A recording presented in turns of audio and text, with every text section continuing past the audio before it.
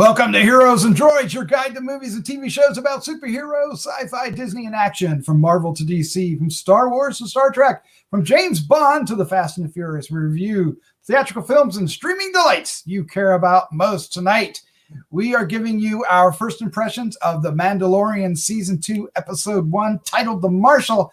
We've been waiting a long time for this because we love the first season so much. So this is going to be fun diving in. We're not going to do a dive in. I was getting ready to kind of categorize it. We're doing our first impressions only because one of our crew is not here tonight, and we're going to regather later on, and we're going to really dive in. We're going to talk spoilers. Then we're going to talk about Easter eggs and all kinds of things. Tonight we're just going to.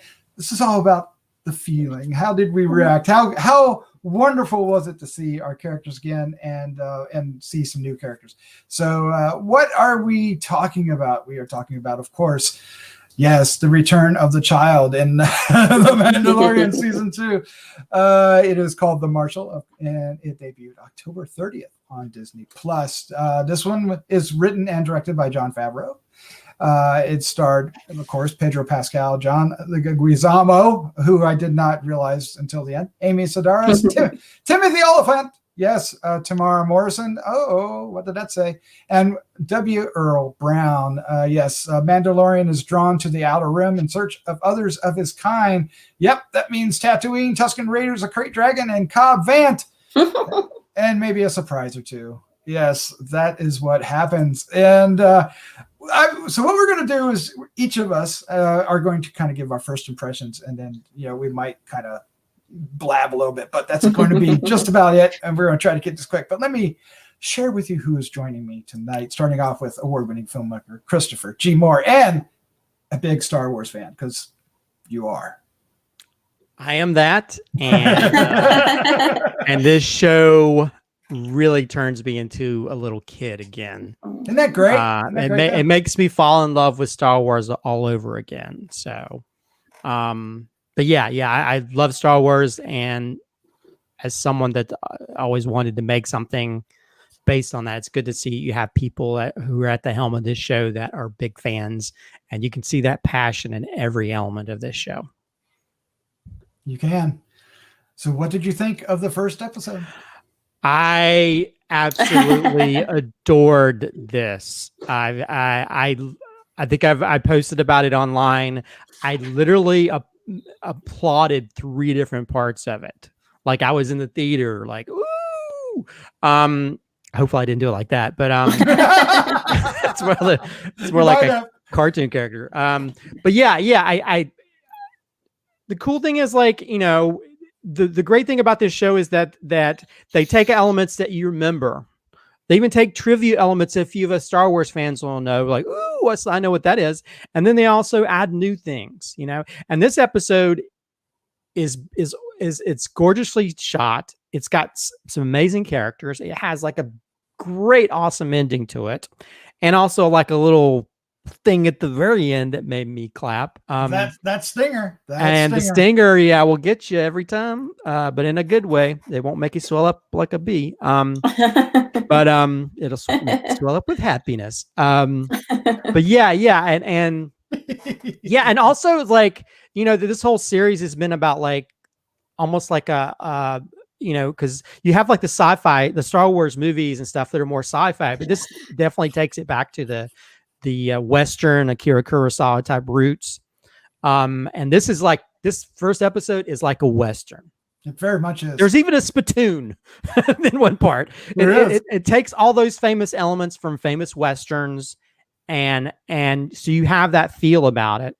But then it also has like some really cool sci-fi elements. I mean, you have everything from like the Tusken Raiders, who are like the Native Americans, and then you have the colonists and stuff that are like the townspeople from Westerns, and this isn't a spoiler thing, but towards the very end, the aspect ratio of the show widens, just like the old CinemaScope type Westerns of old. So it almost like, it almost makes you. It brings the feels. It brought the feels for me as a filmmaker, because I could see you could see that the passion that because Jon Favreau directed this. You can see the passion that he has for this, and also just how the passion for cinema that goes along with this, to where like he's not reinventing the wheel when it comes to some of these iconic shots, whether it's, you know, going at your blaster or showdowns or whatever, or riding horses, but you're riding banthas, you know, but you also or speeder bikes, speeder bikes, but you also see the other elements of that as well. And also how it ties into things that we always, as someone that grew up, I'm trying not to be spoilery, somebody that grew up wondering about a character that possibly died. And who are you talking I don't about? know. I guess I'm sure most people probably know. But I really love this episode. In fact, I was telling you guys earlier, it's one of my favorite episodes of the series in general, because it's so well crafted. And wow, what a way to start the new season. You know, to where you have, I don't know. I can't wait till we talk about it in more detail, because there's so many things I want to chat about. But yeah, I really love this. It's you know, they're and it's so shot so beautifully. I mean, and it, to me, there's better production value in this series than there are in a lot of movies that are allowed to go out in theaters or have been in theaters. I mean, the special effects, production design, it's all wonderful. That there's a without giving anything away, there's a creature in this that's on the level of bigger films. That's jaw dropping, and it to me this is more interesting in a certain Dune film, but I won't get into it. A certain Dune film called Dune. If you know what I mean, a certain Dune film called Dune. Yeah, so that's my first impression. I could go on forever, but I'll stop. All right. So Vanessa, you weren't a part of our first season, were you? You didn't. I don't think so. I don't think I caught it the same time you guys did. Right, and so you've caught up, of course. You know, the phenomenon that was the child, Baby Yoda. So I'm so happy to have you here to talk about the second season. So, what was your first impression of this particular episode, season 2, episode 1, the Marshal? Well, we all thought season 1 was amazing, right? Yes. So did they just make it better? Did they just get better from amazing? Because the way, like everything Chris said, everything, the way it was shot, the music, the scene layout, like the story. Did Baby Yoda get cuter? Yes. Is the child cuter now? Yes. Because like my heart, every time he was on screen, he's so cute the whole time. And I am blown away at how good this episode was, because I expected to be excited to see the first episode of season 2. I thought it was going to be great. Didn't know we'll see where the story goes, but it was so much better than I thought it could be. And it covered so many things, just like everything Chris was saying, even to the title, you know, the Marshal, how much of a Western, that sounds like a old Western movie title in and of itself. And I mean, when you got Jon Favreau at the helm, I don't think you can really go wrong. He's really cemented himself into nerd culture at this point. As a great nerd himself, who just appreciates the properties that he works with. I just loved everything I saw. Not to be too spoilery, but you know, the chain of banthas, you know, when they're walking through the desert like that, I was like, wow, what an amazing scene. Just you could see that in something from like what am I thinking, like Moses or one of those big huge box office movies, epics, right? Yes, a big epic. Those are the type of shots that you see when they had the huge sand dunes behind them, and it's just beautifully shot. And I really love how they show the artwork at the end of the episode. Isn't that great? It's so beautiful, and it just gives a different insight to the scenes that we've seen, and it's just a really nice way to kind of tie up the episode. and okay, last thing. And I really, really love seeing an old familiar face in Amy Sedaris. I love her. She's such a great presence on screen. And when I can't. That's such okay. I'll save it for the next time because she has an interaction with him that makes you think back to the previous season, thinking, well, maybe he's changed his mind about that. You know. And it's just so sweet in my heart. So I love it already. I love this season already. Oh, I do too. I mean, I was waiting, you know, it just felt like the longest wait ever. And of course you get nervous, you know, what if they can't recapture that magic? What if that was a one-time thing, right? That, you know, they just got together, it happened during those 8 episodes and they can't recapture that. But no, like you said, Vanessa, they raised the bar with this episode. I really think this film, while it's part of, you know, the larger story, you know, it is chapter 9 is what they call it, you know, in other ways, it's also self-contained, right? It's one link in this larger arcing story. We really don't get any of the characters outside of you know, the Mandalorian and the child. Everybody else that we left at the end, or you see in the you know, what is it, the season wrap up, you know, leading into it, right?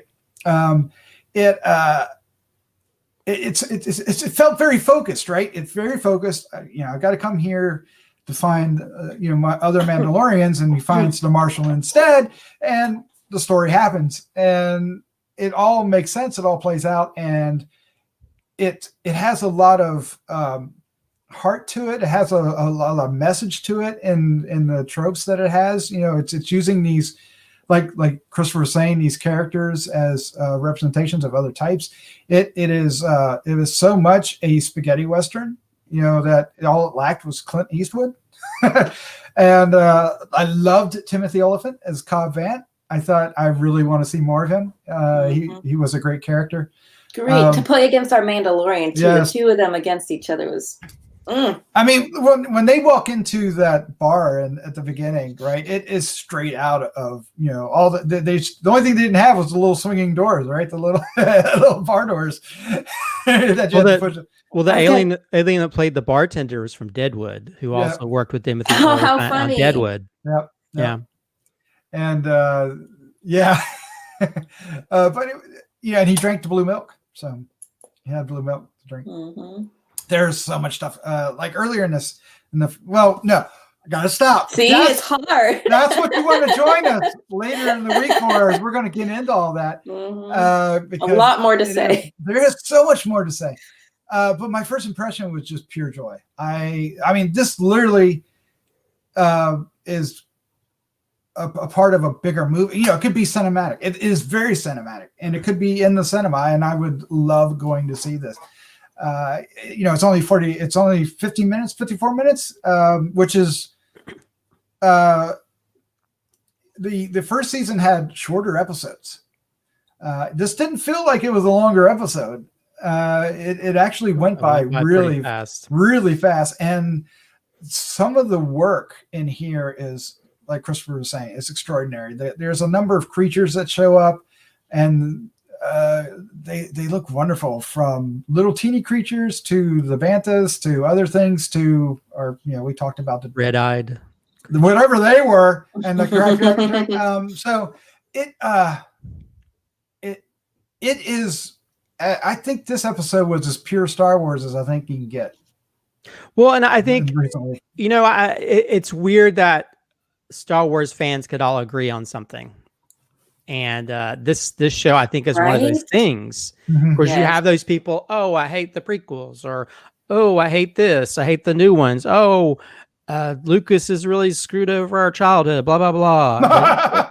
You know, but everybody seems to be on the same page when it comes to this show, because there seems to be love. And you know, as much as I've loved all of the stuff that's been made Star Wars, this show makes me kind of realize I wish the passion that went into this went into some of the other films, because I think we would probably be in a different space here than everybody arguing over this or that, because, you know, you really can see how how they do a great job of having elements that probably can be considered fan service, but it works within the story.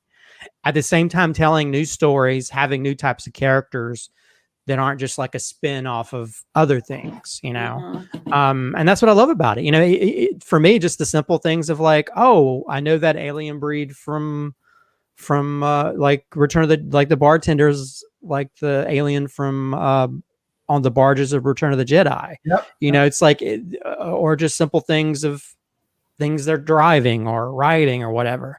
Seeing the Jawas again. Seeing the Jawas. I don't think that's too spoilery. And the Tusken Raiders, yeah. Yeah. Look, I mean, I'll tell you what, I did not care when they said they were making a Mandalorian series. I was like, whatever. I don't really. Whatever.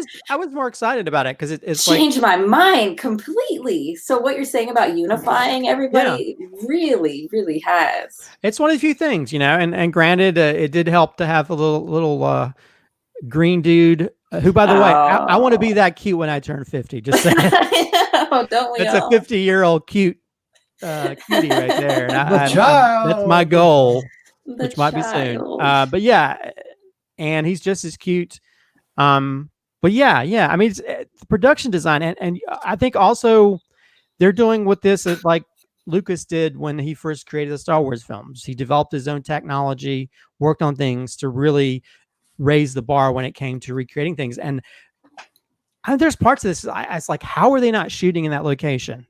And I think that's crazy, that's the right? beauty of it. Because when they're on these vistas and they're walking around, even when they're walking down these towns that are like spray painted and stuff, like a Star Wars version of like a downtown urban dilapidated area, you know, there's all these things that are so beautiful, and they're so able to pull off so many great things in this show. So much more to talk about. So much more. Much more. Yeah. So many scenes that just immediately put you in a Star Wars movie. Yeah. So yeah.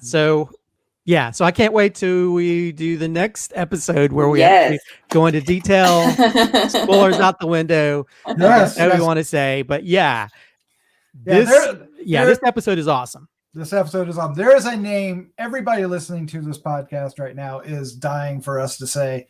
We will say that name on the next episode. So please come back and watch our full, just spoiler-filled review of the thing when Christopher, the Slat Man, can rejoin us and we get into all this.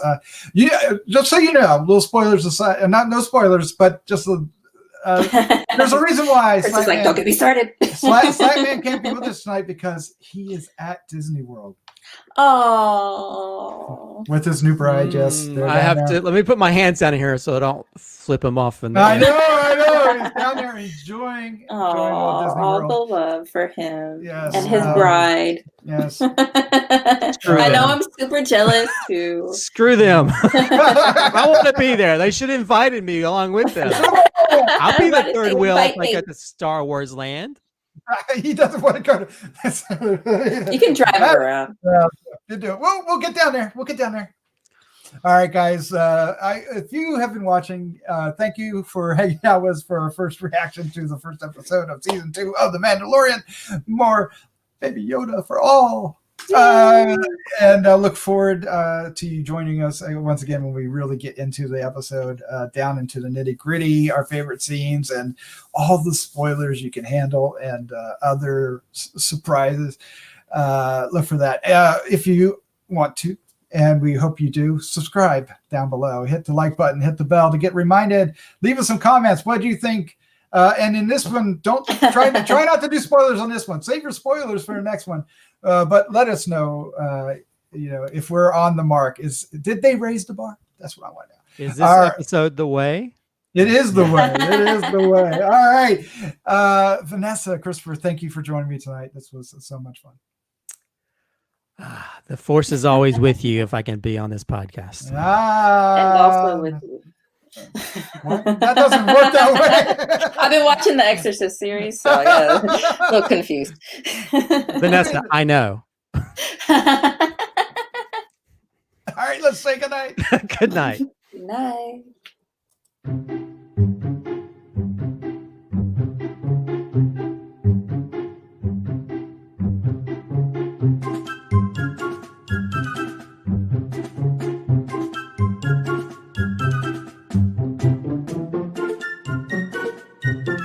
you.